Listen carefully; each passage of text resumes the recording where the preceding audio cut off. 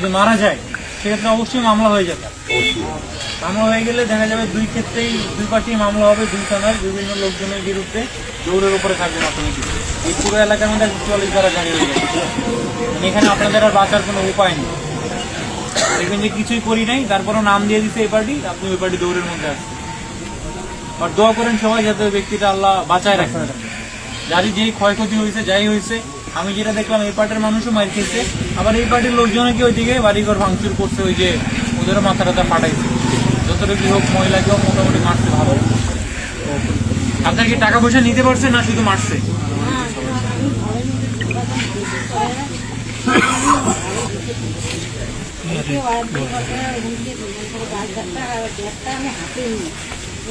এই সময় ছেলেরা এবার পর ব্যাগটা নিয়ে আমি